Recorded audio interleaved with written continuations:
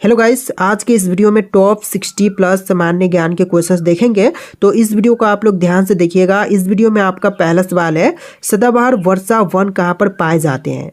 दोस्तों, सदाबहार वर्षा वन जो है यह पाए जाते हैं ब्राज़ील में। तो यहाँ पर बिल्कुल सही जवाब कीजिएगा, ऑप्शन नंबर बी ब्राज़ील में। देखिए क्वेश्चन नंबर 2 है, हिंदी को राजकीय भाषा कब घोषित किया गया। तो हिंदी जो है राजकीय भाषा के रूप में घोषित किया गया था 26 जनवरी 1965 में। तो बिल्कुल सही जवाब है ऑप्शन नंबर डी 26 जनवरी 1965 में। देखिए अगला सवाल, फिजेंट और मोनाल जैसे पक्षी किस प्रकार के वन में पाए जाते हैं। तो फिजेंट और मोनाल जैसे पक्षी जो है यह पाए जाते हैं शीतोष्ण पर्णपाती वन में। तो बिल्कुल सही जवाब है ऑप्शन नंबर डी। देखिए क्वेश्चन नंबर 4 है, सिनकोना के वृक्ष किस वन में पाए जाते हैं। तो सिनकोना के वृक्ष जो है मुख्य रूप से पाए जाते हैं विषुवतीय वन में। तो क्वेश्चन का बिल्कुल सही जवाब है ऑप्शन नंबर ए विषुवतीय वन में। चलिए नेक्स्ट क्वेश्चन नंबर 5, भूमध्य रेखा के निकट किस तरह के वन पाए जाते हैं। तो भूमध्य रेखा के निकट जिस प्रकार के वन पाए जाते हैं इनमें से कीजिएगा उष्णकटिबंधीय वन। तो यहाँ पर बिल्कुल सही जवाब है ऑप्शन नंबर बी उष्णकटिबंधीय वन। देखिए क्वेश्चन नंबर 6 है, ऑस्ट्रेलिया के घास के स्थल को दिया गया भौगोलिक नाम क्या है। दोस्तों, ऑस्ट्रेलिया के घास के स्थल को जो भौगोलिक नाम दिया गया है इनमें से कीजिएगा डाउन्स। तो बिल्कुल सही जवाब है ऑप्शन नंबर ए डाउन्स। देखिए क्वेश्चन नंबर 7 है, कौन सा प्राकृतिक प्रदेश विकसित प्रदेश के नाम से जानी जाती है। देखिए प्राकृतिक प्रदेश जो कि विकसित प्रदेश के नाम से जानी जाती है तो इनमें से कीजिएगा भूमध्य सागरीय। तो बिल्कुल सही जवाब है ऑप्शन नंबर सी भूमध्य सागरीय। देखिए क्वेश्चन नंबर 8 है, किस प्राकृतिक प्रदेश में शीतकालीन वर्षा होती है।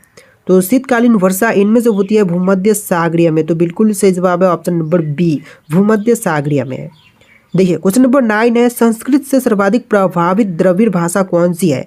तो संस्कृत से प्रभावित द्रविड़ भाषा इनमें से कीजिएगा तेलुगु। तो यहाँ पर बिल्कुल सही जवाब है ऑप्शन नंबर बी तेलुगु भाषा। देखिए क्वेश्चन नंबर 10 है, भाषा के संबंध में हिंदी शब्द का प्रयोग सबसे पहले किसने किया था। तो सबसे पहले हिंदी शब्द का प्रयोग करने वाले इनमें से बताएंगे अमीर खुसरो। तो यहाँ पर सही जवाब कीजिएगा ऑप्शन नंबर ए अमीर खुसरो। देखिए अगला सवाल, गोवा की स्वीकृत राजभाषा कौन सी है। तो गोवा की जो स्वीकृत राजभाषा है इनमें से कीजिएगा कोंकणी। तो बिल्कुल सही जवाब है ऑप्शन नंबर ए कोंकणी जो कि गोवा की स्वीकृत राजभाषा है। देखिए क्वेश्चन नंबर 12 है, देश के लगभग कितने प्रतिशत भूभाग में दूरदर्शन की प्रसारण सुविधाओं का विस्तार है। तो दूरदर्शन की प्रसारण का विस्तार जो है टोटल 82% भाग में है। तो यहाँ पर सही जवाब कीजिएगा ऑप्शन नंबर सी 82%। देखिए क्वेश्चन नंबर 13 है, दूरदर्शन से रंगीन कार्यक्रमों की शुरुआत कब से हुई थी। तो दूरदर्शन से रंगीन कार्यक्रमों की शुरुआत जो है यह हुआ था 1982 में। तो यहाँ पर बिल्कुल सही जवाब कीजिएगा ऑप्शन नंबर सी 1982 में।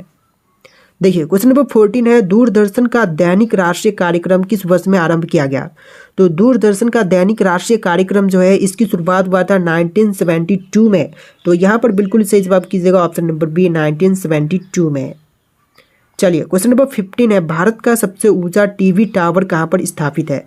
तो सबसे ऊंची टीवी टावर जो है इनमें से हो जाएगा फजिल्का में। तो बिल्कुल सही जवाब है ऑप्शन डी फजिल्का में सबसे ऊंचा टीवी टावर स्थित है। देखिए क्वेश्चन नंबर 16 है, पहली डाक टिकट कहाँ पर जारी की गई थी। तो सबसे पहली डाक टिकट जो है इनमें से जारी हुआ था कराची में। तो बिल्कुल सही जवाब कीजिएगा ऑप्शन नंबर बी कराची में सबसे पहला डाक टिकट जारी हुआ था। चलिए नेक्स्ट क्वेश्चन, डाक विभाग की स्थापना कब हुई थी। तो डाक विभाग की स्थापना जो है 1854 में हुआ था। तो यहाँ पर सही जवाब कीजिएगा ऑप्शन नंबर ए 1854 में। देखिए अगला सवाल, कोरियर सेवा प्रतिस्पर्धा के लिए भारतीय डाक विभाग ने द्रुत डाक सेवा कब आरंभ किया था। तो द्रुत डाक सेवा आरंभ 1986 में किया गया था। तो यहाँ पर सही जवाब कीजिएगा ऑप्शन नंबर डी 1986 में। देखिए अगला सवाल, सबसे अधिक डाकघर किस देश में है।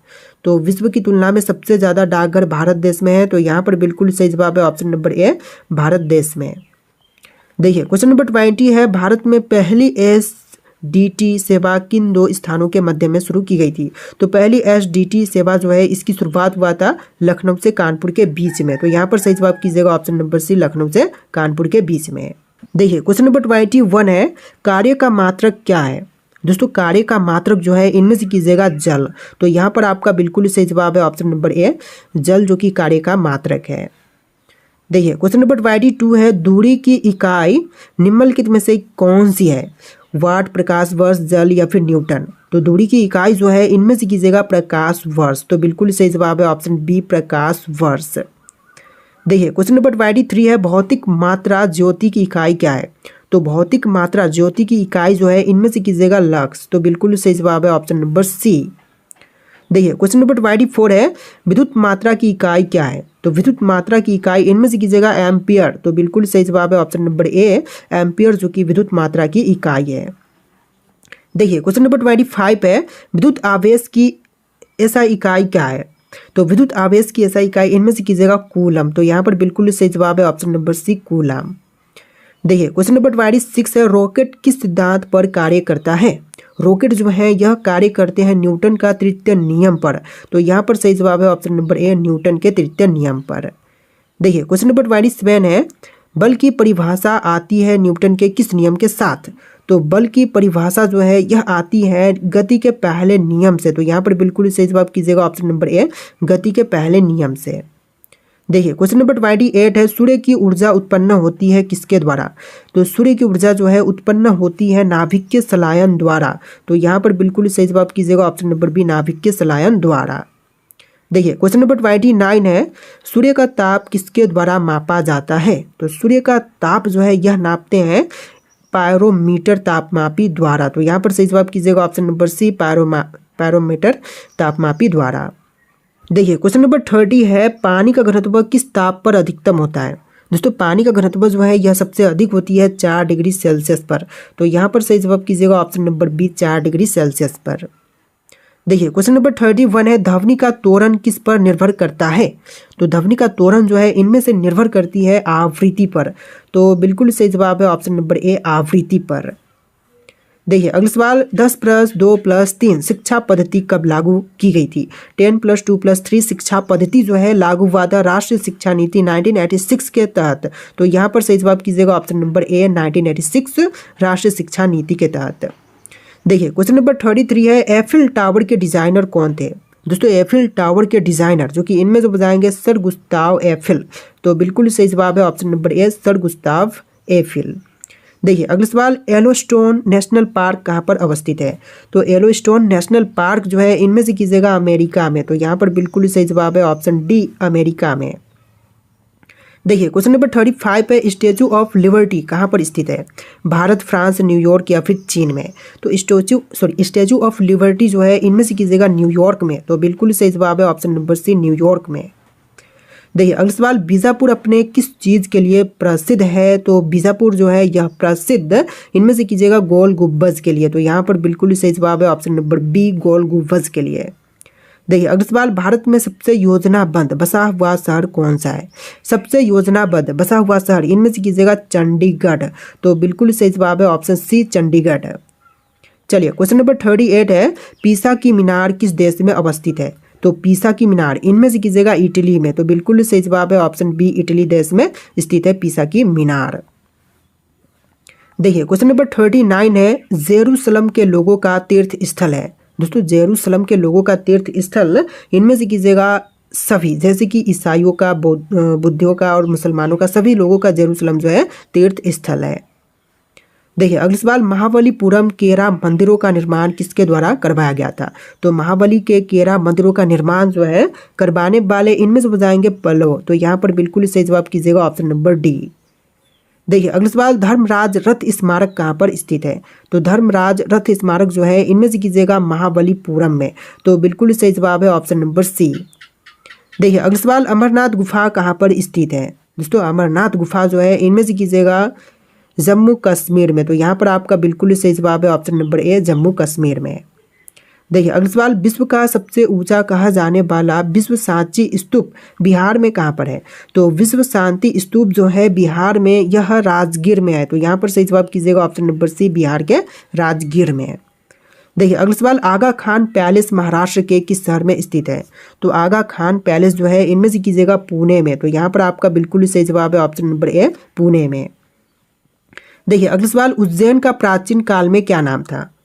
देखिए उज्जैन जो था इसका प्राचीन काल में नाम था अवंतिका, तो यहाँ पर सही जवाब कीजिएगा ऑप्शन नंबर बी अवंतिका, जो कि प्राचीन काल में उज्जैन का नाम था। देखिए आपका अगला सवाल है, सन 1897 में इलेक्ट्रॉन की खोज किसने किया था? दोस्तों 1897 में इलेक्ट्रॉन की खोज करने वाले इनमें से बुझाएंगे जे थॉमसन। तो यहाँ पर आप लोग बिल्कुल सही जवाब कीजिएगा option number A J Thomson. देखिए अगला सवाल, नीसी जनजाति भारत के किस राज्य में पाई जाती है? दोस्तों नीसी जनजाति जो है यह भारतीय राज्य अरुणाचल प्रदेश में पाई जाती है। तो यहाँ पर बिल्कुल सही जवाब कीजिएगा option number B Arunachal Pradesh में। देखिए अगला सवाल, परमाणु अभाज्य है यह किसने प्रस्तावित किया था?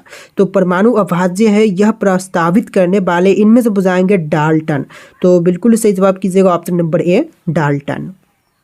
देखिए क्वेश्चन नंबर 4 है, हीरा क्या है? दोस्तों हीरा जो है यह क्या है?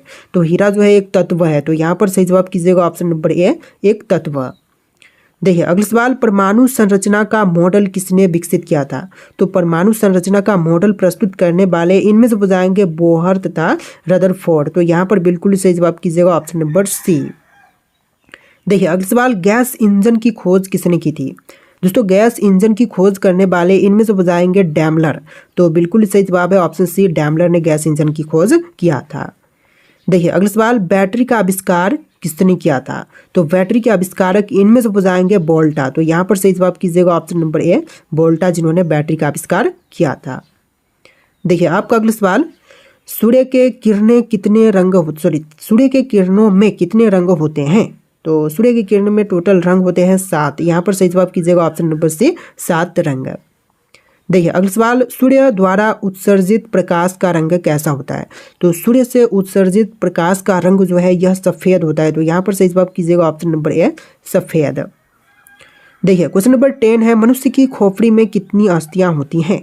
तो मनुष्य के खोपड़ी में अस्थियाँ होती हैं टोटल 8। यहाँ पर सही जवाब कीजिएगा ऑप्शन नंबर ए 8 अस्थियाँ होती हैं।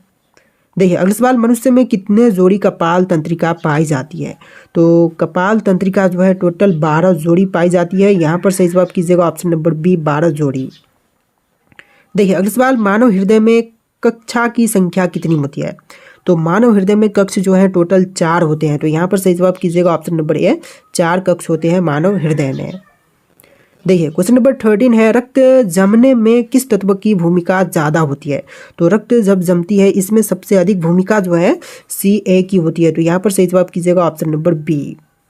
देखिए अगला सवाल, मानव रक्त का पीएच मान कितना होता है? तो मानव रक्त का पीएच मान जो है 7.4 होता है। तो यहाँ पर सही जवाब कीजिएगा ऑप्शन नंबर ए 7.4।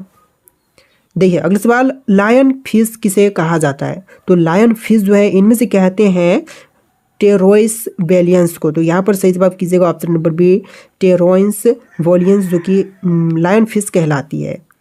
देखिए अगला सवाल, भारत में जंगली गधे कहाँ पर पाए जाते हैं? तो जंगली गधे जो हैं यह पाए जाते हैं कच्छ के रण में। तो यहाँ पर सही जवाब कीजिएगा ऑप्शन नंबर बी कच्छ के रण में। देखिए अगला सवाल, हाथी किस राष्ट्रीय उद्यान में पाया जाता है? तो यहाँ पर आपके ऑप्शंस हैं, इनमें से राइट आंसर आप लोग कमेंट कीजिएगा कि हाथी जो है किस राष्ट्रीय उद्यान में पाए जाते हैं। और इस वीडियो में टोटल 60+ क्वेश्चन थे। आप लोग इस वीडियो को लाइक करके चैनल को सब्सक्राइब कर लीजिएगा। चलिए फिर मिलते हैं नए वीडियो में।